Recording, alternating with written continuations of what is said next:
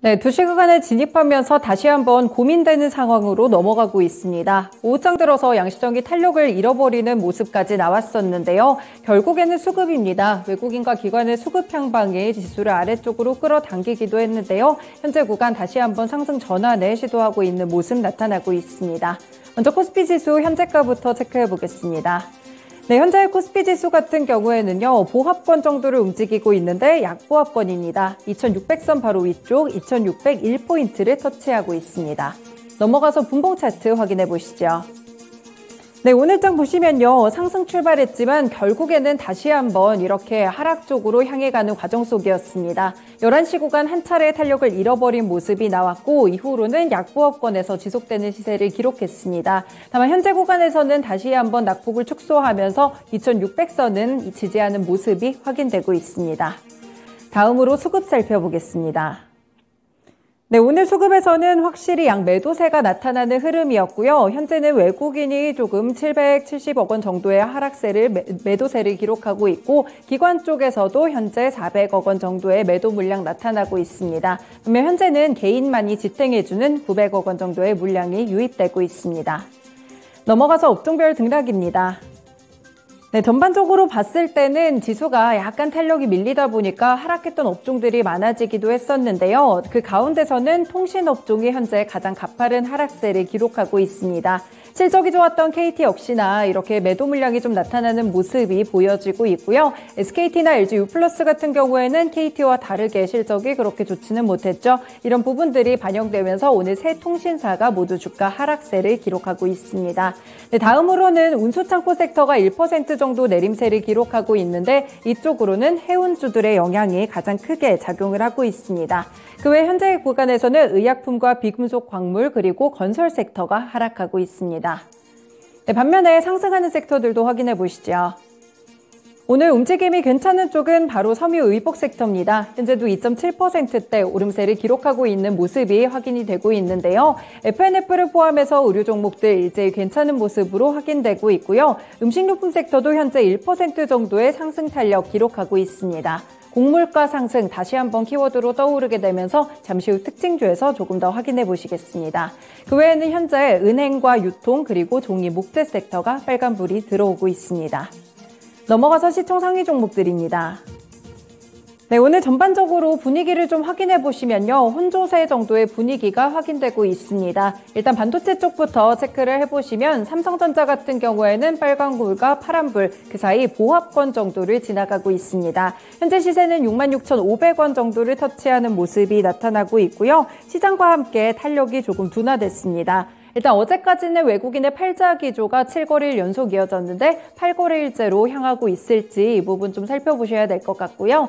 SK하이닉스 같은 경우에는 현재 하락세 나타나면서 11만 1,000원 선 정도를 건드리고 있습니다. 외국인의 매도세가 조금 가파르게 나타나면서 하락세로 관측된다는 점도 특징입니다.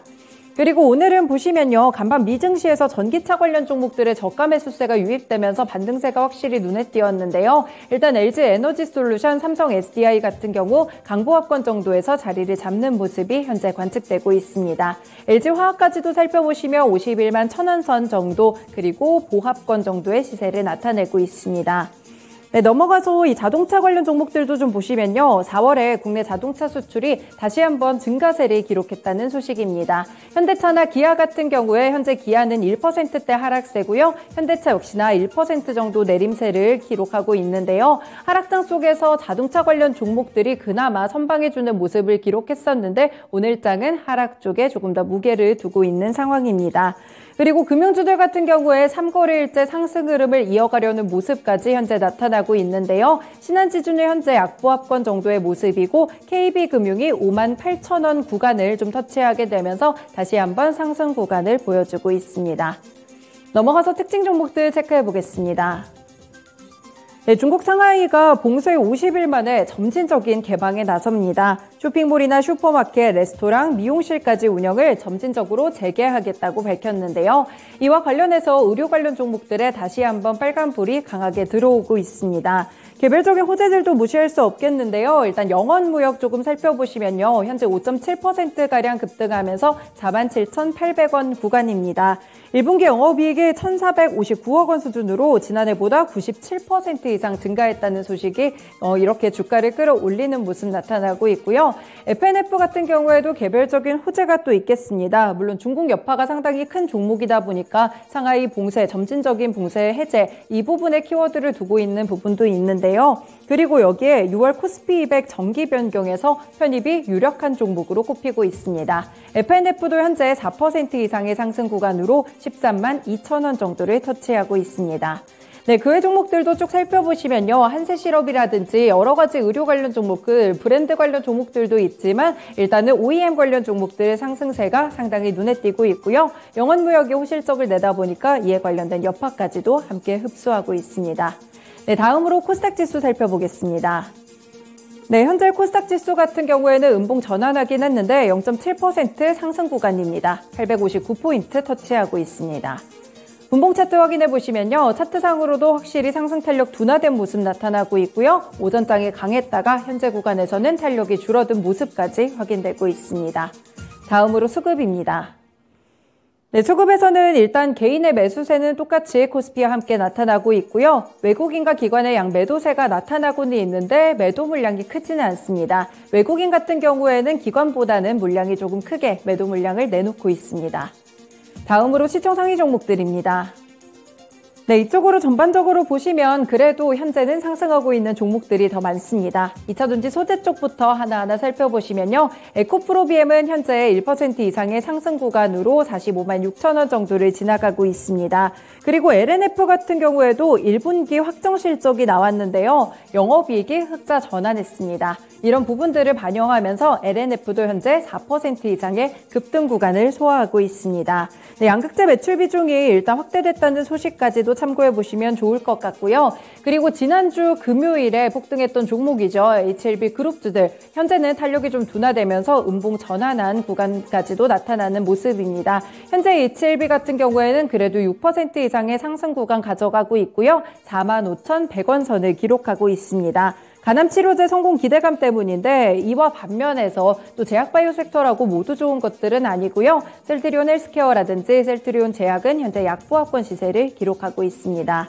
네, 그리고 또 오늘 펄어비스 같은 경우에 목표가 하향 리포트 추가적으로 나오면서 현재 구간에서는 57,000원 1%가량의 내림세 집계되고 있고요. 리노공업 현재는 상승 구간 보여주고 있고 스튜디오 드래곤은 하락세에 나타나고 있습니다. 전반적으로 시장 분위기 반영하면서 탄력이 둔화된 종목들도 눈에 띄고 있습니다.